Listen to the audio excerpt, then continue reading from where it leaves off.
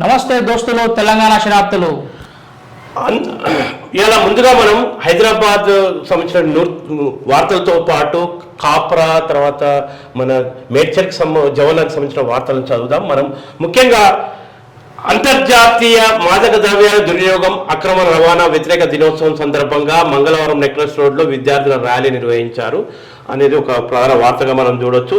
తర్వాత విపత్తుల్లో దన్ను అక్రమణలపై మూడో కన్ను. రాజధాని చుట్టూ ప్రభుత్వ భూముల ఆక్రమణకు నిరోధించలేని పరిస్థితి నెలకొంది. దీనికి తోడు ప్రకృతి విపత్తులు సంభవించినప్పుడు ఎదుర్కొనే పెద్ద వ్యవస్థ మహానగరంలో లేదు. ఈ నేపథ్యంలో భూముల రక్షణ విపత్తు స్పందన సంస్థ అసెటెడ్ ప్రొటెక్షన్ డిజాస్టర్ మేనేజ్మెంట్ ఏర్పాటు చేయాలని సర్కార్ నిర్ణయించింది. సీఎం రేవంత్ రెడ్డి పర్యవేక్షణలో సంస్థ పనిచేస్తుంది. ఐజీ ఏవి రంగనాథ్ నేతృత్వంలో ఇద్దరు ఎస్పీలు పలు విభాగాల అధికారులతో కలిసి మొత్తం 3,000 మంది ఇందులో పనిచేయనున్నారు. ప్రభుత్వ భూముల రక్షణకు ఈ సంస్థ కీలకంగా మారనుంది. ఇలా హెచ్ఎండిఏ పరిధిలో అతిపెద్ద వ్యవస్థ ఏర్పాటుకు సర్కార్ నిర్ణయం. ఐజీ నేతృత్వంలో కొత్తగా భూముల పరిరక్షణ విపత్తు సంస్థ ఏర్పాటు సంబంధించి ఉంది. ఈ సంస్థ 7 జిల్లాల పరిధిలో హైదరాబాద్, రంగారెడ్డి, మేడ్చల్, సంగారెడ్డి, యాదాద్రి భువనగిరి, మెదక్, సిద్దిపేట జిల్లాల పరిధిలో ఈ సంస్థ పనిచేస్తుంది. మొత్తం 70 మండలాలు విస్తరించి ఉంది. జిహెచ్ఎంసీతో పాటు నిజాంపేట, బండ్లగూడ, జాగీర్, బడన్పేట, జవహర్ నగర్, పిర్జాదిగూడ, బోడుప్పల్, మీర్పేట్ నగరపాలక సంస్థలు 30 పురపాలక సంఘాలు దీని పరిధిలోకి వస్తాయి. మరి ఏం పని చేస్తుంది ఈ సంస్థ అంటే, గత ప్రభుత్వం బండియా కమిషన్ ఆధ్వర్యంలో పనిచేసేలా ఎన్ఫోర్స్మెంట్ విజిలెన్స్ డిజాస్టర్ మేనేజ్మెంట్ను ఏర్పాటు చేశారు. దీనికి ఐపీఎస్ అధికారిని డైరెక్ట్గా నియమించింది. దీని కింద 900 మంది సిబ్బంది ఉన్నా పెద్దగా ప్రయోజనం లేకపోయింది. రాజధాని చుట్టూ 1,000 కోట్ల విలువైన ఆస్తులు అనేకాంతం అవుతున్నాయి. వాటిని కాపాడే వ్యవస్థ లేదు. ఈ నేపథ్యంలో సరికొత్తగా సంస్థను ఏర్పాటు చేయాలని సీఎం నిర్ణయించారు. ఇందులో భాగంగానే అసెట్ ప్రొటెక్షన్ డిజాస్టర్ మేనేజ్మెంట్ సంస్థ రూపొందుకుంది. దీనికి సంబంధించి విధి విధానాలతో జీవో త్వరలో రానున్నదని చెప్పేసి ఇవాళ హైదరాబాదు మహానగర చుట్టుముట్టు ఇవాళ 70 మండలాల విస్తీర్ణంలో ఈ యొక్క ప్రభుత్వ భూముల పరిరక్షణ చేయాలనే ఒక ఉద్దేశంతో, తర్వాత విపత్తులకు దన్నుపై అడ్డగోలుగా ఇలా నిర్మాణాలు జరగడం ద్వారా ఇట్లాంటి విపత్తులు కూడా చోటు చేసుకుంటాయి. వీటి నివారణ కోసము ఇవాళ సీనియర్ ఐపీఎస్ ఆఫీసర్ నేతృత్వంలో ఇవాళ ఒక దీని అప్సెట్ ప్రొడక్షన్ డిజాస్టర్ మేనేజ్మెంట్ను ఐజీ ఏవి రంగనాథ్ నేతృత్వంలో ఇద్దరు ఎస్పీలు పలు విభాగాల అధికారులతో కలిసి మొత్తం 3,000 మంది సిబ్బందులు నియమించి ఒక కార్యాచరణ చేపట్టబోతున్నారు. మనం ఈ నిర్ణయం పట్ల ప్రభుత్వాన్ని హర్షం వ్యక్తం చేయాల్సి ఉంటుంది. ఇంకోటి, ఇలా డిటెక్టివ్ ఇన్స్పెక్టర్ డిఐ పోలీస్ స్టేషన్కు 2 కళ్ళు లాంటివి. అంటే ఒక station house officer plus station house officer, SHO, detective inspector DI police స్టేషన్కు 2 కళ్ళు లాంటి వారు. అలాంటి వారిద్దరి మధ్య వసూళ్ల పంపకాల్లో తేడా వచ్చి చిచ్చు పెట్టినట్టు అయిందట. ఠానాలోనే వాగ్దానానికి దిగారు. సైబరాబాద్లో ఓ ఠానాలో వారి తీరు చర్చగా మారింది. కేసులను విభజించి వాటాలు పంచుకున్నారని ఆరోపణలు. ఈ వ్యవహారం ఉన్నతాధికారుల దృష్టికి చేరింది. ఇద్దరు బ్యాచ్ ఒకటేనట. డిఏ అయితే మొత్తం బూతు పురాణమే, చుట్టూ సిబ్బంది ఉందా లేదా అని చెప్పి మనిషిపై బూతు పురాణం అందుకుండట. ఇక మరో ఆయన ఏంటంటే, మా ఇంట్లో కాల్ చేయ సాయం కోసం వేధింపులట. అదే టాలన పరిధిలో ఒక ఇంటి యజమాని తన ఇంట్లో ఉంటున్న వ్యక్తి అద్దెకు కూడా ఇవ్వకుండా ఇబ్బంది పెడుతున్నారని పోలీసులకు ఫిర్యాదు చేశాడు. పోలీసులు స్పందించి అద్దెకు ఉంటున్న వ్యక్తిని ఖాళీ చేయించారు. అమ్మయ్య అనుకున్న ఆ యజమానిపై మరో పిడుగు పడింది. ఇంటిపై కన్నేసిన ఇన్స్పెక్టర్ తాను ఉంటానని హుకుం జారీ చేశారట. అంటే ఇలా హైదరాబాద్ నగర వ్యాప్తంగా 3 శివారు ప్రాంతాల్లో 3 కమిషనరేట్లలో నిజంగా పోలీస్ స్టేషన్లు అస్తవ్యస్తంగా మారినటువంటి పరిస్థితి కూడా మనం చూస్తున్నాం. ఇలా పోలీస్ స్టేషన్లకు 2 కళ్ళ లాంటి వాళ్ళు ఎస్హెచ్ఓ ప్లస్ డిఐ వాస్తవంగా నేరాల అదుపునకు శాంతిభద్రతల ప్రదర్శనకు ఉపయోగపడాలి. కానీ సెటిల్మెంట్లకు కేంద్రంగా చాలా చోట్లల్లా జరుగుతున్నటువంటి పరిస్థితి. నిజమైన పోలీసింగ్గా ఉండాలంటే కొంత హైదరాబాద్ కమిషనరేట్లో సిపి ఆధ్వర్యంలో చిత్తశుద్ధితో కొంత కృషి జరుగుతుంది. మిగతా రాచకొండ అండ్ మనకున్నటువంటి సైబరాబాద్ కమిషనరేట్లో అటువంటి కృషి జరిగితే చాలా బాగుంటుంది. ఎందుకంటే పోలీస్ స్టేషన్లు కొంత సెటిల్మెంట్లకు సెటిల్మెంట్లకు అడ్డాలుగా మారుతున్నటువంటి పరిస్థితి. ఈ సెటిల్మెంట్లకు అడ్డాలుగా మారే స్థితిని కొంత నుంచి బయటపడేసి పీపుల్స్ పోలీస్గా పేరు తెచ్చుకుంటే బాగుంటుందని మనం కోరుకుందాం. ధరణి దరఖాస్తుల పరిష్కారానికి ప్రాధాన్యం ఇవ్వాలి.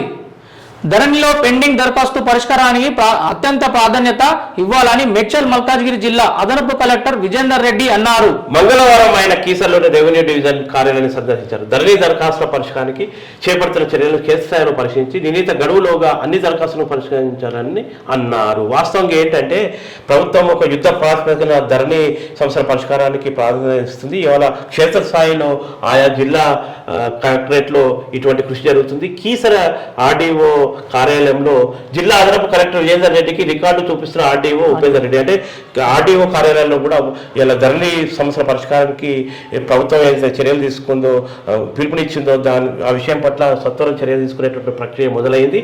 దీనికోసమే అక్కడ ఉన్నటువంటి కలెక్టర్ ఆదేశాల మేరకు ఇవాళ అధికారులు క్షేత్రస్థాయికి వెళ్ళి ఇలా ఆర్డీఓ కార్డులో ధరణిని పరిష్కారానికి పని మొదలుపెట్టినట్టు మనకు కనిపిస్తున్నటువంటి ఈ పరిస్థితిగా మనం చూడొచ్చు.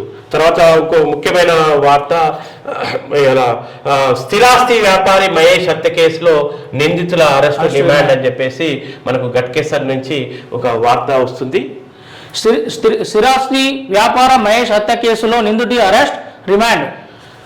గట్కేసర్ పట్టణానికి చెందిన మాజీ ఎంపీటీసీ సభ్యుడు స్థిరాస్తి వ్యాపారి గడ్డ మహేష్ హత్య కేసులో 4 నిందితులను అరెస్ట్ చేసి మంగళవారం రిమాండ్కు తరలించినట్లు సిఐ ఎస్ఐ సైదులు తెలిపారు. అంబేద్కర్ నగర్కు చెందిన మహేష్ అదే కాలనీకి చెందిన ఆనిగల్ల శ్రీనివాస్ అనే చిన్న 30 ఇంటి స్థల వివాదం ఉంది. అతన్ని హత్య చేయడమే లక్ష్యంగా పెట్టుకున్న శ్రీనివాస్ ఈ 10 కడపోల ప్రవీణ్తో కలిసి హత్య చేసిన విషయం విదితమే.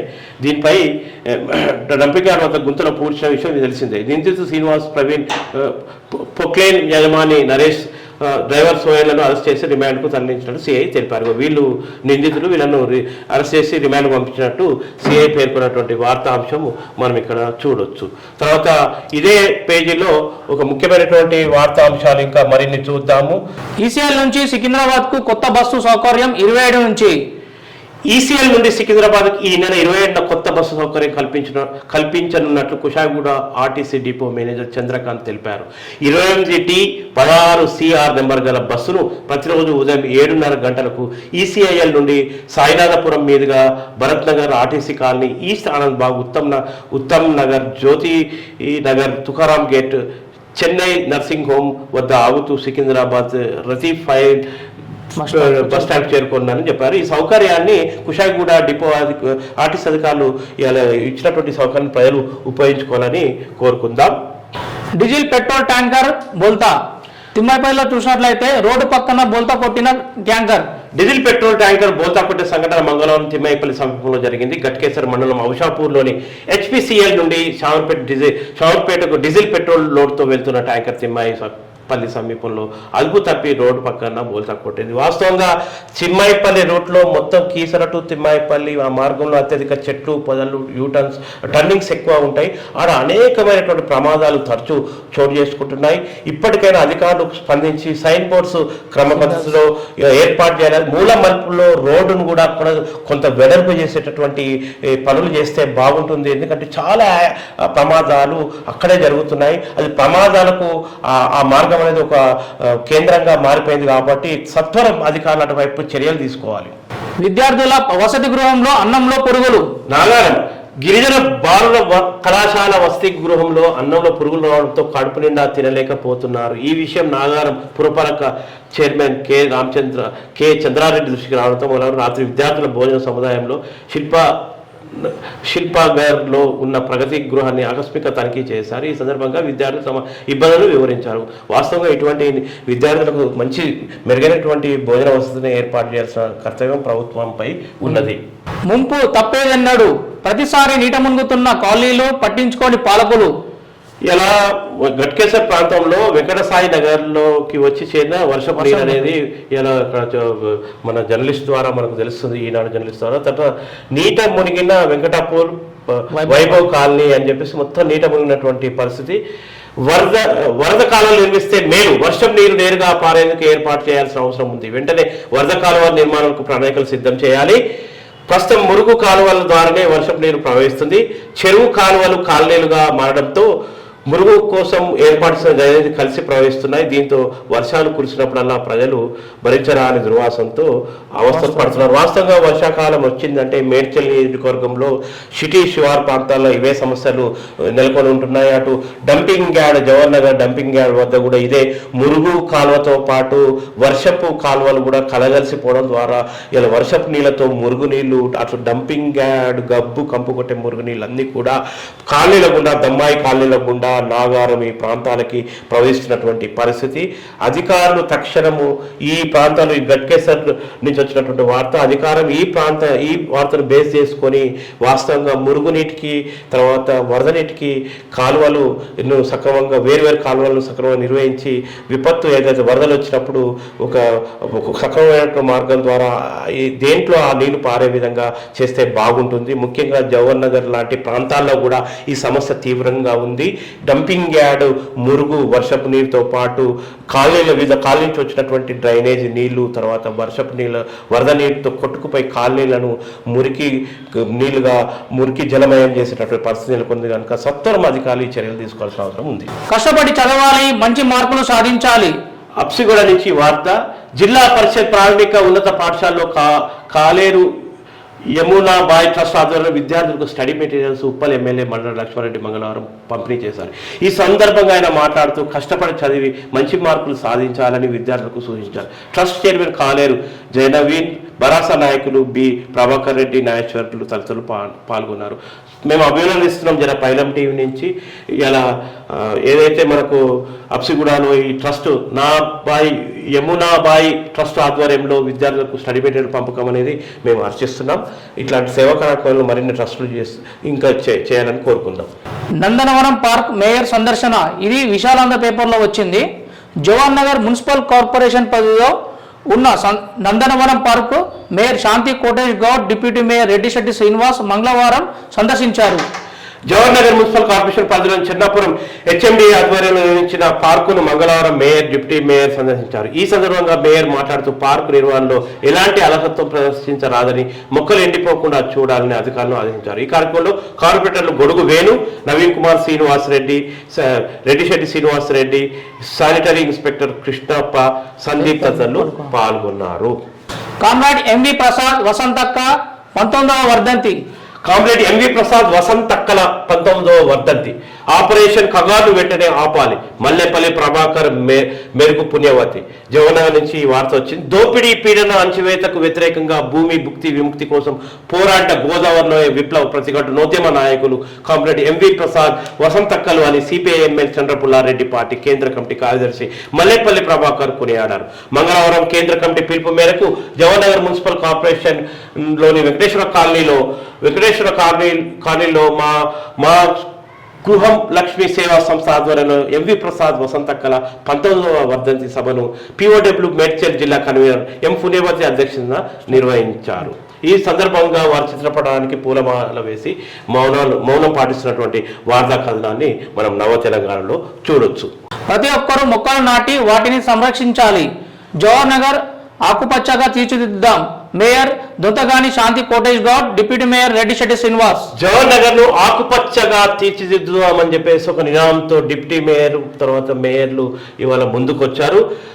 వర్షాకాలాన్ని దృష్టిలో ఉంచుకొని ప్రతి ఒక్కరు మొక్కలు నాటి సంరక్షించాలని, జవహర్ నగర్ ను ఆకుపచ్చగా తీర్చిదిద్దడానికి కృషి చేస్తున్నామని మేయర్ దొంతగాని శాంతి కోటేష్ గౌడ్, డిప్యూటీ మేయర్ రెడ్డిశెట్టి శ్రీనివాస్ అన్నారు. మంగళవారం బాలాజీ నగర్ లో ప్రధాన రహదారిపై ఉన్న డివైడర్ మధ్యలో పెట్టిన మొక్కలలో చనిపోయిన వాటిని గుర్తించి వాటి స్థానంలో కొత్త మొక్కలు నాటారు. అనంతరం చెన్నాపూర్లో హెచ్ఎండి ఆధ్వర్యంలో నిర్వహిస్తున్న నందనవనం పార్కును సందర్శించారు. పార్కును పరిశుభ్రంగా ఉంచాలని, మొక్కలను ఎప్పటికప్పుడు నీటిని అందించాలని సిబ్బందికి సూచనలు చేశారు. ఈ కార్యక్రమంలో కార్పొరేటర్ గొడుగు Venu, Jamalpur Naveen Kumar, Edla Srinivasa Reddy, municipal sanitation supervisor Krishnappa, involvement Sandeep, municipal సిబ్బంది తదితరులు పాల్గొన్నారు. ఇలా హర్షం వ్యక్తం చేస్తున్నాం.